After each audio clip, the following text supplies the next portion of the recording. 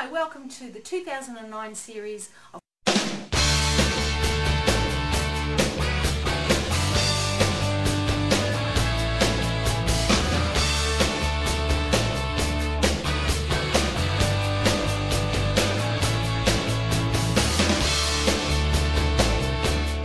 show you how to make your own envelopes. Now I have made up my own version of a envelope template. This will fit a regular A5 card, or this is a C6 envelope. Now this is a laminated clear envelope template, and you can purchase these cheaply on our website. Now this is going to fit well onto a piece of A4 paper. Now you can pretty much use any paper for making envelopes. It can be fun using handmade papers, mulberry papers, even vellum envelopes where you can see through to the card that's underneath can look really good. You don't want to use anything too heavy. Probably about the heaviest weight you'd want to use would be about 140 GSM, and I've got a nice metallic paper that I'm going to use for making this envelope. Now these are some envelopes that I've made using the same metallic paper, and I'm stamping images to decorate them.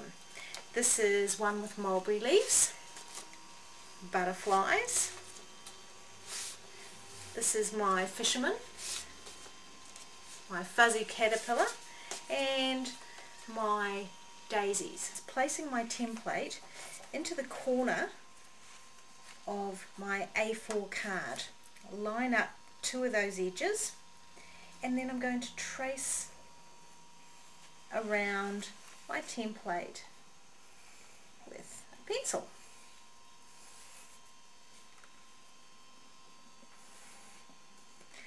Remove the template, and then I'm going to use my scissors to cut along my pencil line. Now I've finished cutting around my pencil line. I now need to score my fold lines.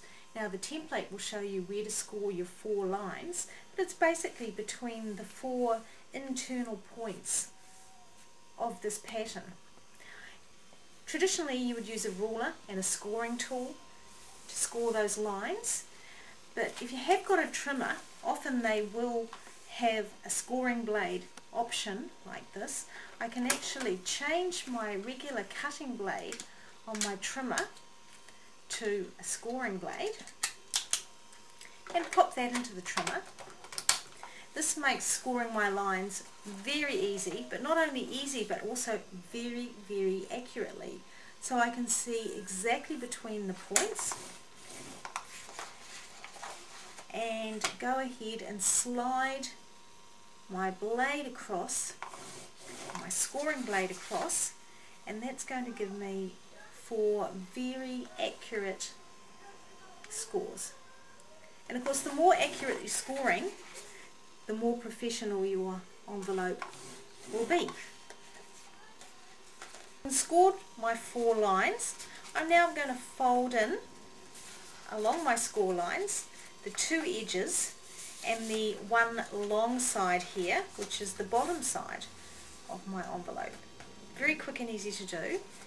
And then I'm going to take my glue stick and just glue up 2 sides and tape down the bottom flap of my envelope. Now I'll fold down my top flap, but I'm not actually going to tape that down at the moment. I'm going to turn this over to the right side, and now I want to decorate the front, and I'm going to stamp some images here. I've got my black StazOn ink here, but you could use VersaFine ink or Brilliance ink.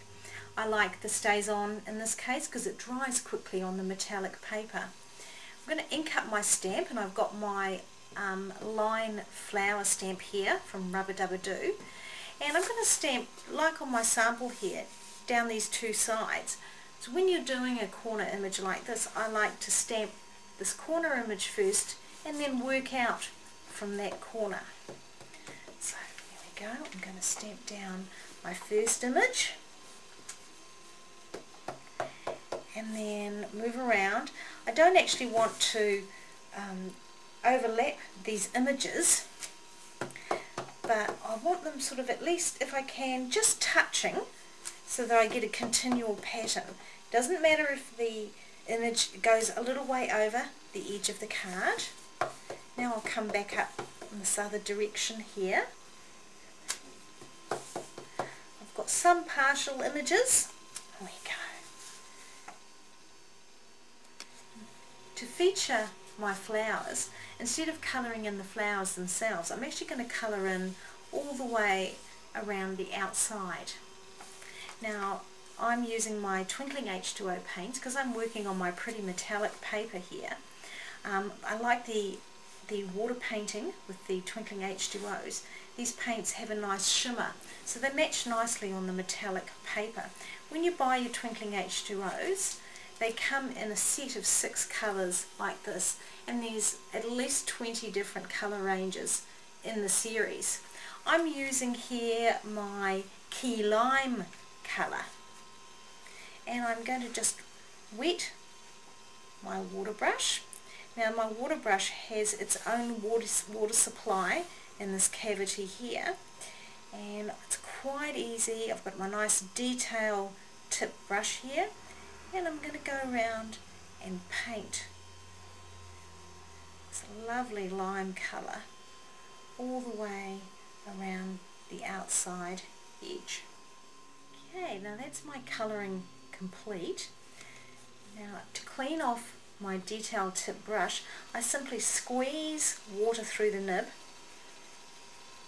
rub the colour off, and it's clean then to change to other colours. This paint is designed for going on card and paper and will only take a few minutes to dry. Now there's one last step in finishing your envelope, and that is sealing the back. Now we have got some sticky discs here which are great seals for the back of your envelope. These are large, clear, circular, sticky seals. Now you can leave these just plain, but you could also, if you have the StazOn pad, you could stamp a matching image for the back.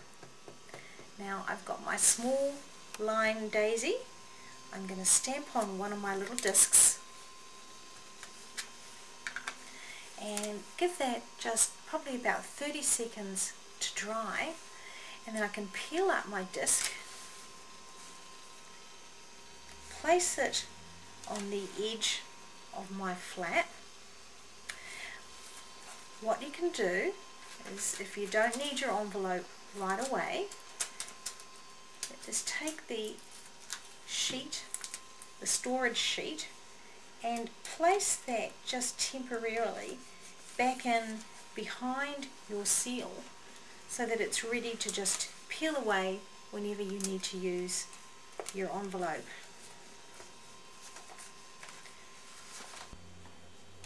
Now that's your envelope complete. Now enjoy experimenting with your homemade envelopes. See you next time.